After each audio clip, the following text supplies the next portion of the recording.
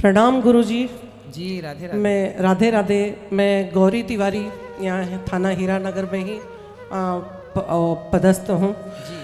मेरा प्रश्न ये है गुरुजी, मेरा बेटा है 24 साल का, वो ब्लाइंड है, उसे बिल्कुल नहीं दिखाई देता है और संगीत का ज्ञाता है, उसको गॉड गिफ्ट है संगीत का, सारे इंस्ट्रूमेंट बजा लेता है सब।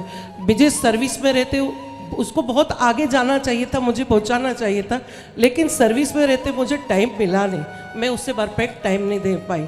पर मैं चाहती हूँ कि आपके सानिध्य में एक वो भजन भी सुनाए और आपका आशीर्वाद लें, और मैं चाहती हूँ कि वो आध्यात्मिक में जाए। सर जरूर ले आइएगा और उसको संगीत क्लास दीजिए ताकि वो अपने आप को, अब जैसे हमारे देश में एक बहुत बड़े संगीतज्ञ हुए हैं श्री रविंद्र जैन जी सर जी, जिन्होंने रामायण में संगीत दिया है। जी, शीश पे खड़ाऊं राम भक्त ले चला राम की निशानी, जिन्होंने ये गीत गाया है, वो भी बचपन से ही उनको आंखों से नहीं दिखता था, लेकिन वो इतने बड़े संगीतज्ञ हुए कि उनका हुनर ही उनकी आंखें बन गया। तो आप बच्चों को हुनर दीजिए जी, काबिल बनाइए। जरूरी नहीं है कि हम इन आंखों से देखें, कई बार हम वो चीजें देख लेते हैं अपने भीतर की आंखों से जो इन आंखों से दिखना संभव नहीं होता।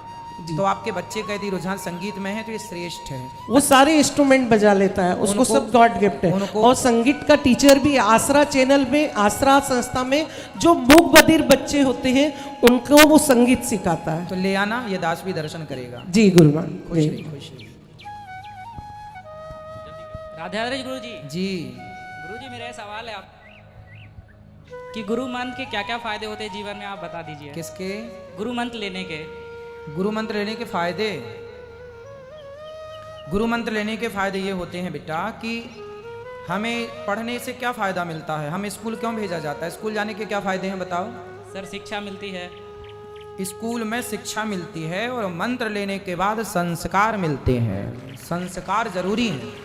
तो संस्कार पहले, इसलिए कहते हैं ना शिक्षा दीक्षा, तो शिक्षा तो हो गई बट दीक्षा नहीं हो पाई, इसलिए आज के बच्चे रास्ता भटक रहे हैं, क्योंकि शिक्षित तो हैं दीक्षित नहीं, संस्कार नहीं। तो वो इतना ही जरूरी है जितनी जरूरी शिक्षा।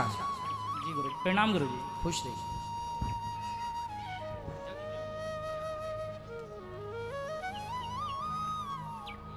महाराज जी जय जय श्री राधे कुंज बिहारी श्री हरिदास। महाराज जी वृंदावन टटिया स्थान से कृपा पात्र हूँ। वाह सुंदर।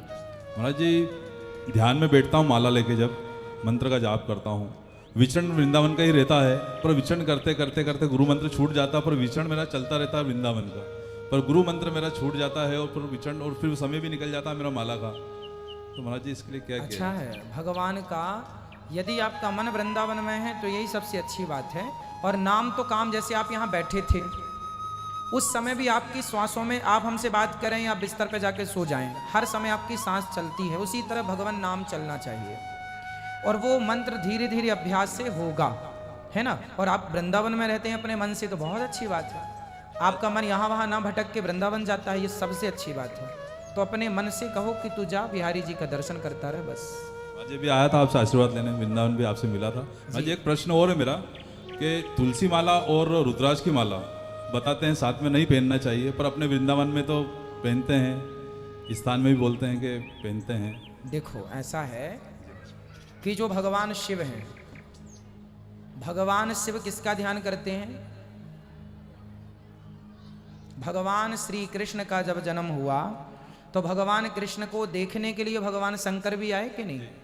जिनका दर्शन करने के लिए शिवलोक से शिव जी आते हैं। राम जी का जन्म हुआ तो राम जी को देखने अवध में शंकर जी भी आए, जिनके दर्शन को पाने के लिए शिव जी भी लाइन में खड़े हैं।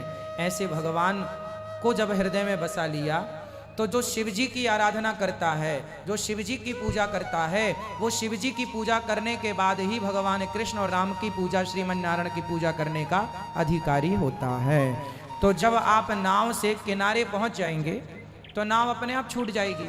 नाव में तब तक ही बैठा जाता है जब तक कि आप किनारे पर नहीं पहुंचे। किनारे पर पहुंचने पर भी आप नाव में बैठे रहेंगे तो किनारे पहुंचने का अर्थ क्या हुआ? तो नाव छूट जाएगी। उसी प्रकार भगवान रुद्राक्ष की माला पहनने वाला जब तुलसी पहनता है तो इस भाव से कि मुझे रुद्राक्ष ने तुलसी तक पहुंचाया, मतलब भगवान शिव की उपासना ने। अच्छा, नरसिंह मेहता को आप जानते हैं, नाम सुना आपने? हाँ बोलो हाँ या ना? भक्तमाल में नरसिंह मेहता की कथा है। नरसिंह मेहता की भौजाई ने घर से निकाल दिया। नरसिंह मेहता जी शंकर जी के मंदिर में जाके जंगल में जब गए ना, तो वहाँ एक शिवलिंग था। उस शिवलिंग में जाकर नरसिंह जी लेट गए, पड़ गए, और ऐसे पड़े कि 7 दिन तक वो मूर्छित पड़े रहे। 7 दिन बाद शंकर जी प्रकट हुए। शंकर जी तो भोलेनाथ हैं, प्रकट हो गए कि मेरा भक्त पड़ा है। अब वो प्रकट हो गए, पुत्र क्या चाहिए? तो नरसिंह जी ने कहा भोलेनाथ से, मुझको और कछु ना चाहिए, बस राधा कृष्ण मिलई दे। हे भोलेनाथ, मुझे और कुछ नहीं चाहिए, आप मुझे राधा कृष्ण भगवान का दर्शन कराओ। तो शंकर जी को जब पा लिया तो शिव जी की जिम्मेदारी है कि उन्हें ले जाएं। फिर नरसिंह जी को रासेश्वर रास मंडली में ठाकुर जी जहाँ रास रचा रहे थे वहाँ ले गए, और भगवान शिव ने कहा, भगवान ने कहा ये जीव संसारिक कौन है? बोले प्रभु ये भक्त है आपका, और आपको लेकर दर्शन कराने आपका लाया हूँ। तो भगवान शंकर भी उठा उठा के भक्तों को भगवान से मिलाते हैं। अंत में नरसिंह जी ने भगवान श्री कृष्ण को प्राप्त किया। तो शंकर जी को पाने के बाद भी ईश्वर को पाना लक्ष्य रह जाता है, क्योंकि शंकर जी भी आपको ले जाकर भगवान राम या कृष्ण की गोद में डालेंगे, श्रीमन नारायण की गोद में डालेंगे। तो या तो आप डायरेक्ट जाओ राम की तरफ, या इनडायरेक्ट भगवान शिव के वाया शिव जी होते हुए जाओ। तो इसलिए साधक रुद्राक्ष और तुलसी दोनों भी पहन लेते हैं। कुछ लोग रुद्राक्ष के बाद तुलसी पहनते हैं, जो जैसा पहना है सब ठीक है, पर भगवान शिव की उपासना का फल है कि भगवान श्री कृष्ण की भक्ति प्राप्त होना। श्री राधे, दंडवत प्रणाम महाराज जी। कुंज बिहारी श्री हरिदास। श्री हरिदास, श्री हरिदास।